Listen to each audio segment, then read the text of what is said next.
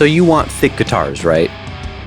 Crystal clear drums, silky vocals. Well, hot take guys, I don't think you need an analog EQ.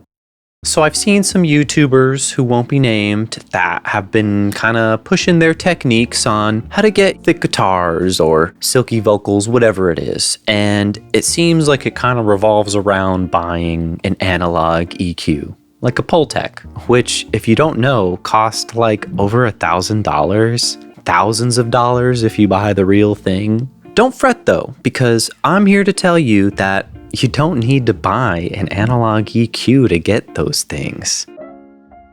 The biggest misconception on music YouTube is that you need to buy insert piece of gear here and it'll solve all your problems. You'll get the Lamborghini, the platinum record, the Grammys, you'll get everything. Your masterclass, everything you could want from buying that piece of gear from someone's video. And I'm here to tell you that it's just not the case. That's just not how you do it. I hate to break it to you, but gear won't solve everything.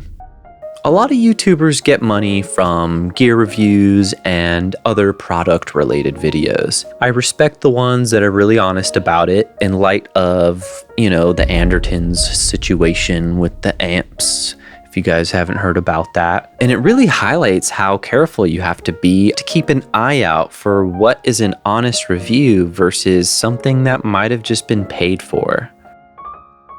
Now, at this point in my career, you could give me a Scarlett and I'd still give you a great mix. And you might ask yourself, how? And that's not me telling you to go buy a Scarlett. It's a pretty simple answer. Spend an hour EQing a guitar and compare it to your favorite album. That alone will do more for you than buying any analog EQ you could spend your money on. It's going to be much cheaper than going into debt for something that you just don't need. But why do we still crave analog gear? I mean, what's so special about it anyways?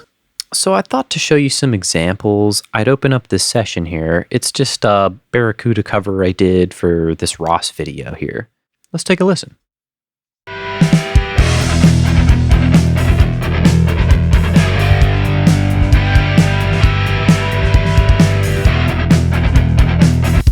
It's pretty simple. It's just got a bunch of Pro Qs on it.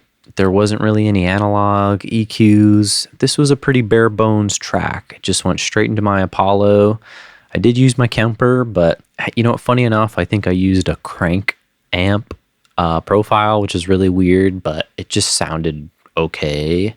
And I was using the Ross pedals anyways to kind of get the sound, but that's just beside the point. If you take a look here, I'm really not doing much. I just got some basic EQing. Super basic. Low cuts on the subby sub, some boost in the highs. The drums, it looks like I'm just boosting a kick frequency and then a snare and low end frequency on this one. Master bus, just cutting some subby sub lows. There's really not much to it. You think to yourself, well, do I really need this analog EQ then? And well, that's what I'm trying to get at with this is I don't think you do. So if we take a look here at this EQ, it's actually got an analyzer on it, which is pretty cool. This actually lets you visualize what's going on in the instrument. And for instance, we're talking about Pultecs in this. Let's pull up a Pultec. This is one of my favorites, actually. This is the UAD Legacy. It comes with all the UA purchases. It's like their free bundle that they include. Oops, didn't mean to have that up. Let's just visualize here what is actually going on when you use a Pultec. So if you look here, here's something interesting. If you actually bypass it, I don't know if you guys can see this, but it changes the audio a little bit. So that's a fun fact about the Pultecs is that it's something they emulate into the plugins. It's got a sound just by plugging into it. And I've actually experienced this using actual analog units. There is a certain thing that happens, but that's not what we're here about. We're here about this. What happens if I boost one of these and boost some of this? Wow, that really did it. So if you take a look here, you can pretty much tell it's visually, it's boosting all the low end. It's exactly what I'm doing. Now, what if we wanted to try and emulate that inside of this Pro Q? Wow, this looks a bit ridiculous now, doesn't it? So, let's see, let's go back. Oops, let's keep that boosted. Okay, so we've got that one, and then... Ooh, still, I feel like we still need more. Am I crazy right now? Let's go for it. Wow, look at that. That is incredible. That's 21 dB of low end I'm boosting. Let's try and take a look. Maybe I'm crazy. I mean, look at where the Pultec is peaking out. Do you see how drastic of a move you would have to make to actually replicate it? I think that's where people get a bit lost. That's what's going on in analog equipment, and that's part of the magic of not really being able to see and purely just going off of sound. Just having to use your ears. I mean, that's the whole point of this, is using your ears to just shape how much of this you need, how much of this you don't. Well, I'll admit, it is special and it's cool. It's fun to use, but does that mean you need it right away? Well, not really. Ultimately, all EQs have something in common. They shape the lows, the mids, and the high frequencies. If you're already struggling with that, buying a fancy tube EQ isn't really going to do much for you. That's going to come from practice and developing your ear, the most important tool that you have as a musician. Comparing your sounds to your favorite records is pretty much the process of how you'll grow as someone in the audio world. It's how I got to where I am today. I mean, I'm completely self-taught. I've had some people ask how I got to where I am, and I'll make a longer video on that, but basically, I'm a producer engineer that works with top-level bands and producers. Think platinum records and guys that have sold over 100 million records. But I didn't start out there. Heck, I didn't even touch a console until I was in my mid-20s. Hardly any gear to my name, but I had the hunger. I had the desire to learn and just this obsession to hone my craft and my ear.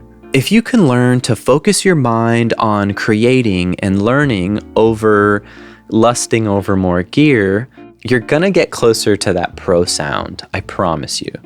And it's easier than ever. I mean, look at the platform we're on, YouTube. I've learned a lot of stuff from pretty much YouTube and internet forums, mixed in with a little bit of hands-on experience. And honestly, all of that stuff prepared me for getting into a bigger studio and knowing how to do things that needed to be done. Things like experimenting with plugins of that hardware that I wish I could buy prepared me to be able to use that gear once I actually got my hands on it. It was kind of this Karate Kid moment where everything just like clicked. All the gear you want probably already comes in plugin format at this point, which isn't something you could say even 5 years ago. And it's an opportunity for you to demo for free or even buy the plugins if you want. I mean, there's a lot of sales out there and you can find plugins for like 30 bucks sometimes. And all of that can either help you decide if you even want the real thing ever, or maybe you're just content with the digital version. To be honest, I use a lot of plugins that are based on hardware because I just don't have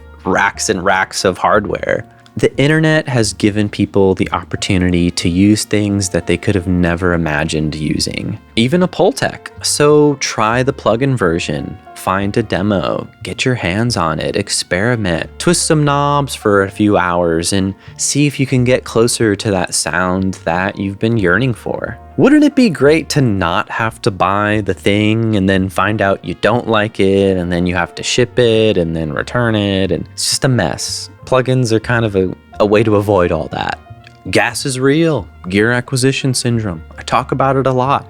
We're a gassy community here. But don't let anyone fool you into buying stuff you don't need. I worked at a music store. It's one of my only 2 real jobs, and one of the parts I just didn't like about it was the fact that you had to sell things to people. Like, you had to convince them to buy stuff. You had to convince them to sign up for a credit card, and to be honest, it just wasn't something I wanted to do. Honestly, I got into a lot of trouble with management because I really just wanted to help people find what it is that they really need, or maybe just try and kind of find out if they have what they already needed, they just didn't know it. I mean, ultimately, I want the customer to be happy, and I don't want them to have to go broke to do that. And I feel like that's where the rub was for me, and ultimately I didn't stay there too long, but it's something that kind of carries on into the online world where you just see these people trying to sell you all this gear and you don't necessarily know if you need it. And that's where on my channel, I really just want to help people,